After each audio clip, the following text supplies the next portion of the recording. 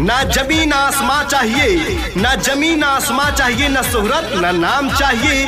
विकास का इतिहास रच देंगे हम, विकास का इतिहास रच देंगे हम। बस आप सभी का आशीर्वाद चाहिए। जी हाँ माताओं बहनों, अब की बात भूलिए नहीं। वार्ड नंबर 3 से आपके बेटे, आपके चहेते मोहम्मद वकील खान भैया जी का चुनाव चिन्ह है कार। कार वाले खाने पर मोहर लगाना है, अपने वकील खान भैया जी को सभासद बनाना है। जी हाँ माताओं बहनों की बात ध्यान रखिए।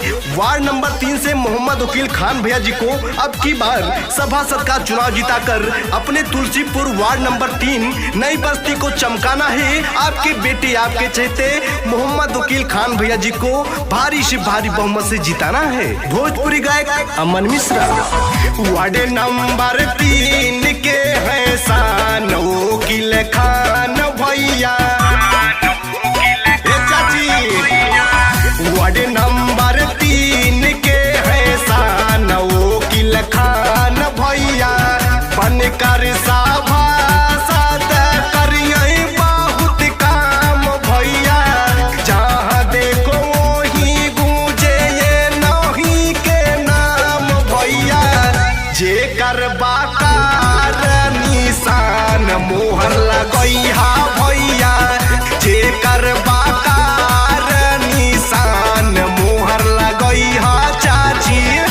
झूठ की आधी सच्चाई की दीप बुझा नहीं सकती, कोशिश करके आग पानी को जला नहीं सकती। जिसके साथ खड़ी है जनता जनार्दन का ताकत, उसे दुनिया का कोई ताकत हरा नहीं सकती। जी हाँ माताओं बहनों, अब की बार भूलिए नहीं। वार्ड नंबर 3 से मोहम्मद वकील खान भैया जी को अब की बार सभासद चुनाव जिताना है, उनके हाथों को मजबूत बनाना है। जी हाँ माताओं बहनों, अब की बार भूलना नहीं है। हमारे मोहम्मद वकील खान भैया जी का चुनाव चिन्ह है कार। कार वाले खाने पर मोहर लगाना है और मोहम्मद वकील खान भैया जी के हाथों को मजबूत बनाना है। जी हाँ माताओं बहनों, खाना नंबर 6 पर मोहर लगाना है। चुनाव चिन्ह है कार कार कार। कार वाले खाने पर मोहर लगाना है और मोहम्मद वकील खान भैया को जिताना है। जी हाँ माताओं बहनों, आने वाले 4 तारीख को भैया जी को भारी से भारी बहुमत से जिताना है और मोहम्मद वकील खान भैया जी के हाथों को मजबूत बनाना है। जी हाँ, अब की बार वार्ड नंबर 3 को चमकाना है तो मोहम्मद वकील खान भैया को जिताना है। वार्ड नंबर 3 के है सच्चे सिपाही, करते हैं सेवा सबकी बन के सहाई।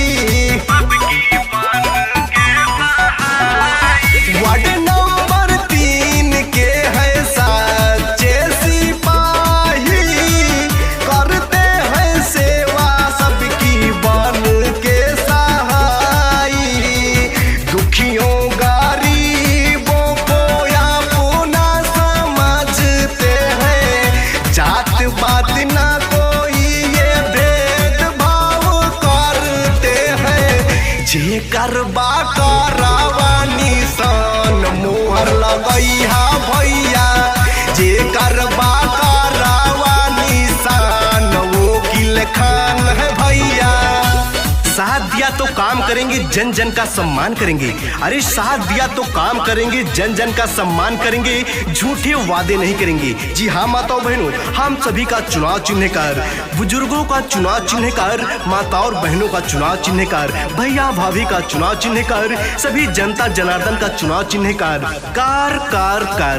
कार वाले खाने पर मोहर लगाना है और मोहम्मद वकील खान भैया जी को वार्ड नंबर 3 से नई बस्ती तुलसीपुर से भैया जी को भारी से भारी बहुमत से अब की बार जिताना है। जी हाँ माताओं बहनों, भूलना नहीं है। अब की बार वार्ड नंबर 3 से मोहम्मद वकील खान भैया जी को सभासद चुनाव जिताकर अपने क्षेत्र को चमकाना है। जी हाँ माताओं बहनों भाइयों, अब की बार भूलना नहीं है। आने वाले 4 तारीख को खाना नंबर 6 पर मोहर लगाना है। चुनाव चिन्ह है कार कार कार। कार वाले खाने पर मोहर लगाकर मोहम्मद वकील खान भैया जी को भारी से भारी बहुमत से जिताना है। नई बस्ती तुलसीपुर को सुंदर बनाएंगे। जगह जगह सड़कों का जाल बिछाएंगे।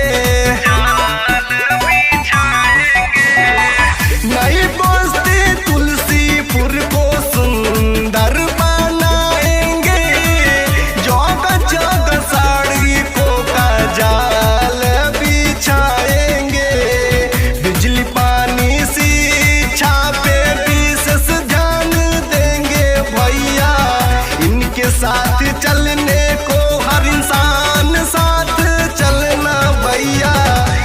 जेकर बाकरवा निशान मोहर लगैहा भैया, जेकर हकरवा निशान वकील खान है भैया। ना जमीन आसमां चाहिए, ना जमीन आसमां चाहिए, ना शोहरत ना नाम चाहिए, विकास का इतिहास रच देंगे हम, विकास का इतिहास रच देंगे हम, बस आप सभी का आशीर्वाद चाहिए। जी हाँ माताओं बहनों, अब की बात भूलिए नहीं, वार्ड नंबर 3 से आपके बेटे आपके चहेते मोहम्मद वकील खान भैया जी का चुनाव चिन्ह है कार। कार वाले खाने पर मोहर लगाना है, अपने वकील खान भैया जी को सभासद बनाना है। जी हाँ माताओं बहनों की बात ध्यान रखिए, वार्ड नंबर 3 से मोहम्मद वकील खान भैया जी को अब की बार सभासद का चुनाव जिताकर अपने तुलसीपुर वार्ड नंबर 3 नई बस्ती को चमकाना है। आपके बेटे आपके चहेते मोहम्मद वकील खान भैया जी को भारी से भारी बहुमत से जिताना है। भोजपुरी गायक अमन मिश्रा। वार्ड नंबर 3 के है शान वकील खान भैया, वार्ड नंबर 3 के है शान वकील खान भैया, बनकर सभासद करिए बहुत काम भैया, जहाँ देखो वहीं गूंजे ये नौही के नाम भैया, जेकर बाकार निशान मोहर लगैहा भैया, जेकर बाकार निशान मोहर लगैहा चाची। झूठ की आधी सच्चाई की दीप बुझा नहीं सकती, कोशिश करके आग पानी को जला नहीं सकती, जिसके साथ खड़ी है जनता जनार्दन का ताकत, उसे दुनिया का कोई ताकत हरा नहीं सकती।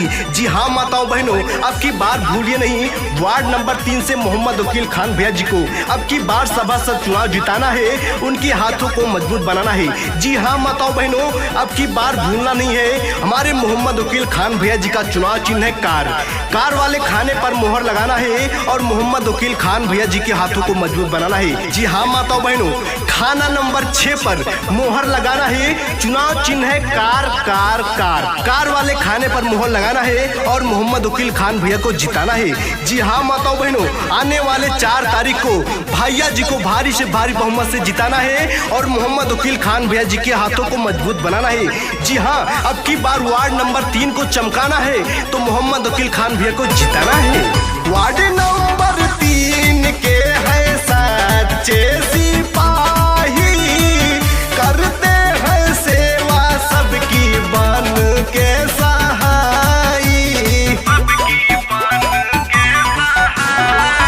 वार्ड नंबर 3 के है सच्चे सिपाही, करते हैं सेवा सबकी बन के सहाई। दुखियों गरीबों को अपना समझते हैं, जात पात ना कोई ये भेदभाव करते हैं, जेकर बाकरवा निशान मोहर लगैहा भैया, जेकर बाकरवा निशान वकील खान है भैया। साथ दिया तो काम करेंगे, जन जन का सम्मान करेंगे। अरे साथ दिया तो काम करेंगे, जन जन का सम्मान करेंगे, झूठे वादे नहीं करेंगे। जी हाँ माताओं बहनों, हम सभी का चुनाव चिन्ह कार, बुजुर्गों का चुनाव चिन्ह कार, माताओं और बहनों का चुनाव चिन्ह कार, भैया भाभी का चुनाव चिन्ह कार, सभी जनता जनार्दन का चुनाव चिन्ह कार। कार कार कार कार वाले खाने पर मोहर लगाना है और मोहम्मद वकील खान भैया जी को वार्ड नंबर 3 से नई बस्ती तुलसीपुर से भैया जी को भारी से भारी बहुमत से अब की बार जिताना है। जी हाँ माताओं बहनों, भूलना नहीं है, अब की बार वार्ड नंबर 3 से मोहम्मद वकील खान भैया जी को सभासद चुनाव जिताकर अपने क्षेत्र को चमकाना है। जी हाँ माताओं बहनों भाइयों, अब की बार भूलना नहीं है, आने वाले 4 तारीख को खाना नंबर 6 पर मोहर लगाना है, चुनाव चिन्ह है कार कार कार। कार वाले खाने पर मोहर लगाकर मोहम्मद वकील खान भैया जी को भारी से भारी बहुमत से जिताना है। नई बस्ती तुलसीपुर को सुंदर बनाएंगे, जगह जगह सड़कों का जाल बिछाएंगे। नई